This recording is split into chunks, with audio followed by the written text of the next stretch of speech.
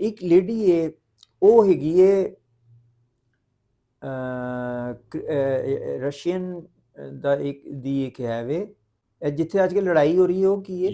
Ukraine ਦੇ ਨਾਲ ਇੱਕ ਹੋਰ ਕੋਈ ਹੈ। ਉਹਦਾ ਜਿਹੜਾ ਨੇਚਰ ਹੈ ਨਾ ਬਿਜ਼ਨਸ ਜਾਂ ਉਹ ਟਰੈਵਲਿੰਗ ਹੈ, ਯਾਨੀ ਕਿ ਉਹਦੀ ਜਿਹੜੀ ਕੰਪਨੀ ਹੈ ਉਹ ਟਰੈਵਲਿੰਗ ਕਰਾਉਂਦੀ ਹੈ। ਯਾਨੀ ਕਿ ਇੱਕ ਉਹਨਾਂ ਦਾ ਮੈਂ ਨਾ ਪੁੱਛਿਆ ਔਰ ਉਹ ਮੈਨੂੰ ਦੱਸਣਾ ਵੀ ਨਹੀਂ ਚਾਹਤੇ ਤੇ ਉਹ ਪੁੱਛਿਆ ਵੀ ਨਹੀਂ ਮੈਂ।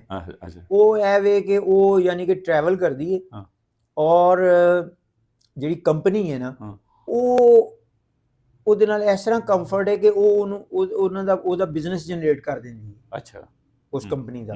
ਔਰ ਜਿਹੜਾ ਉਹ ਰਿਪਰੈਜ਼ੈਂਟੇਟਿਵ ਹੁੰਦਾ ਹੈ ਜਿਹਨੂੰ ਉਹਨੇ ਆ ਕੇ ਮਿਲਣਾ ਹੈ ਉਹ ਜ਼ਿਆਦਾਤਰ ਮੇਲ ਹੁੰਦੇ ਤੇ ਉਹ ਫੀਮੇਲ ਹੈ ਔਰ ਬਹੁਤ ਅਟਰੈਕਟਿਵ ਹੈ, ਬੜੀ ਸੋਹਣੀ ਹੈ, ਉਹਦੀ ਵਜ੍ਹਾ ਤੋਂ ਉਹਨਾਂ ਨੂੰ ਬਿਜ਼ਨਸ ਜਨਰੇਟ ਹੋਇਆ। ਤੇ ਉਹ ਜਦੋਂ ਲੇਕਿਨ ਇਹ ਵੇ ਕਿ ਉਹ ਤੁਸੀਂ ਯਕੀਨ ਕਰੋ ਕਿ ਮੇਰਾ ਜਿਹੜਾ ਰੂਮ ਹੈ ਨਾ ਉਹਦੇ ਨਾਲ ਨਾ ਇੰਨਾ ਹੀ ਇੱਕ ਹੋਰ ਰੂਮ ਹੈ। ਉਹ ਪਹਿਲੇ ਵਾਸ਼ਰੂਮ ਸੀ ਤੇ ਮੈਨੂੰ ਕਿਸੇ ਨੇ ਕਿਹਾ ਕਿ ਯਾਰ ਤੂੰ ਸ਼ਾਹ ਸਾਹਿਬ ਫੌਰਨ ਆਪਣਾ ਵਾਸ਼ਰੂਮ ਖਤਮ ਕਰੋ, ਤੁਹਾਡੇ ਕਮਰੇ ਨਾਲ ਵਾਸ਼ਰੂਮ ਨਹੀਂ ਹੋਣਾ ਚਾਹੀਦਾ। ਵੈਸੇ ਵੀ ਹਿੱਸਾ ਹੋ ਜਾਏਗਾ, ਥੋੜਾ ਬੜਾ ਹੋ ਜਾਏਗਾ। ਅਸੀਂ ਡਿਸਮਿਸ ਕਰਕੇ ਨਾ ਉਹਨੂੰ ਯਾਨੀ ਕਿ ਸਟੋਰ ਰੂਮ ਟਾਈਪ ਬਣਾ ਲਿਆ, ਉਹਦੇ ਕਬਰਡਸ ਨੇ, ਕੱਪੜੇ ਇਹ ਇਸ ਤਰ੍ਹਾਂ। ਉੱਥੇ ਨਾ ਮੈਂ ਇੱਕ ਸਪੇਸ ਹੀ ਬਣਾਈ ਹੈ ਨਾ, ਉੱਥੇ ਮੈਂ ਸੈਂਡ ਬੀਨਸ ਦਾ ਇੱਕ ਸੈਂਡ ਬਾਕਸ ਹੁੰਦਾ ਹੈ, ਉਹਨੂੰ ਕੋਈ ਵੀ ਸ਼ੇਪ ਕਰ ਸਕਦੇ ਹੋ। ਸੋਫਾ ਬਣਾ ਲਓ, ਬੈੱਡ ਬਣਾ ਲਓ, ਥੋੜਾ ਦਬਾਓ, ਅੰਦਰ ਬੀਨਸ ਨੇ ਤੇ ਉਹ ਉੱਤੇ ਯਾਨੀ ਕਿ ਰੈਗਜ਼ੀਨ ਟਾਈਪ ਹੈ, ਉਹ ਬੜਾ ਕੰਫਰਟ ਹੈ। ਯਾਨੀ ਕਿ ਇੱਕ ਵਕਤ ਆਏਗਾ ਤੁਹਾਡੇ ਥਾਈ ਦੇ ਨਾਲ ਉਂਝ ਹੀ ਹੋ ਜਾਏਗਾ, ਤੂੰ ਜਿੰਨੀ ਦੇਰ ਮਰਜ਼ੀ ਪਏ ਰਹੋ। ਉਹ ਨਾ ਉੱਥੇ ਮੈਂ ਚਲਾ ਜਾਣਾ, ਉੱਥੇ ਮੈਂ ਨਾ ਉਹਦੇ ਨਾਲ 1 ਘੰਟਾ ਗੱਲ ਕੀਤੀ ਤੇ ਮੇਰੀ ਬੇਗਮ ਨੂੰ ਆਪਣੀ ਪਈ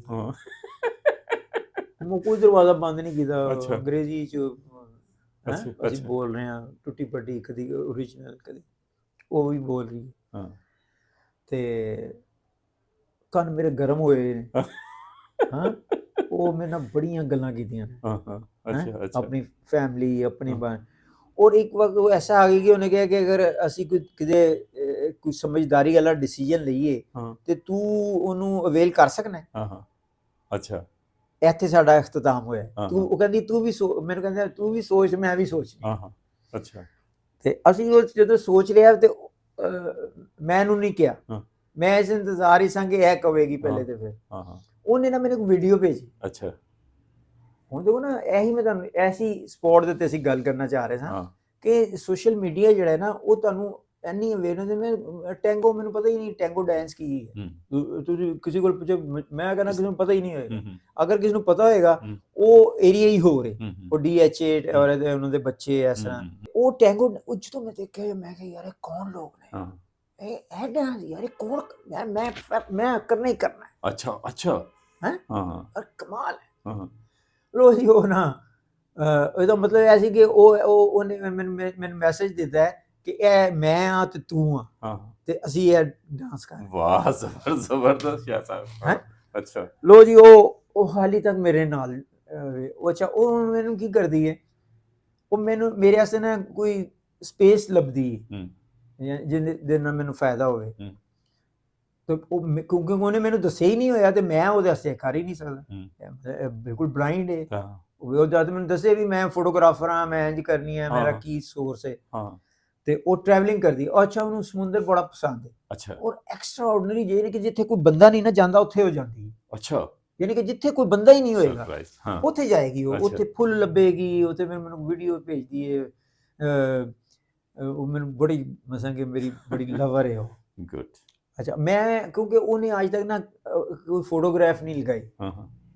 ਉਹਨੇ ਇੱਕੋ ਹੀ ਫੋਟੋਗ੍ਰਾਫ ਲਗਾਈ ਹੈ, ਉਹ ਜਿਸ ਤਰ੍ਹਾਂ ਗਾਊਨ ਨਹੀਂ ਹੁੰਦਾ, ਯਾਨੀ ਕਿ ਸ਼ਰਟ ਹੋਵੇ ਲੱਤਾਂ ਨਜ਼ਰ ਆ ਰਹੀਆਂ ਤੇ ਉਹ ਨੰਗੀ ਹੈ, ਯਾਨੀ ਕਿ ਲੱਤਾਂ ਉਹਦੀਆਂ ਨਜ਼ਰ ਆ ਰਹੀਆਂ ਨੇ ਤੇ ਨੰਗੇ ਪੈਰ ਹੈ ਤੇ ਸਮੁੰਦਰ ਦੇ ਵਿੱਚ ਨਾ ਤੇ ਬੈਕ ਹੈ ਉਹਦੀ।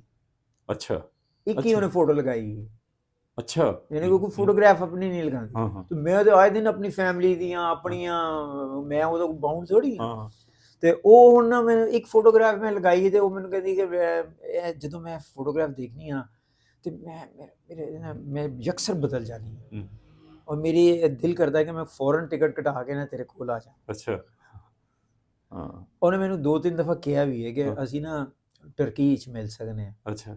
ਮੈਂ ਤੈਨੂੰ ਟਿਕਟ ਭੇਜਣੀ ਆ, ਹੂੰ ਤੂੰ ਟਰਕੀ ਆ ਜਾ। ਹੂੰ ਹੂੰ ਮੈਂ ਉਹਨੂੰ ਕਿਹਾ, ਮੈਂ ਕਿਹਾ ਨਹੀਂ, ਮੇਰੇ ਅੰਦਰ ਦੀ ਜਿਹੜੀ ਮੇਰੀ ਚੀਜ਼ ਹੈ ਨਾ ਉਹਦੇ ਖਿਲਾਫ ਹੈ, ਮੈਂ ਨਹੀਂ ਤੈਨੂੰ ਮਿਲਣਾ ਚਾਹੁੰਦਾ। ਮੈਂ ਤੈਨੂੰ ਅਗਰ ਮਿਲਣਾ ਹੈ ਤੇ ਉਹ ਉਸ ਤਰ੍ਹਾਂ ਹੀ ਮਿਲਣਾ ਹੈ ਜਿਸ ਤਰ੍ਹਾਂ ਮੈਂ ਸਾਨੂੰ ਉਹਦੀ ਫਰੈਂਡਸ ਨੂੰ ਨਹੀਂ, ਜਿਹਨੂੰ ਇਜਾਜ਼ਤ ਹੈ ਮੈਂ ਤੇਰੇ ਨਾਲ ਵਿਆਹ ਵੀ ਕਰ ਸਕਦਾ।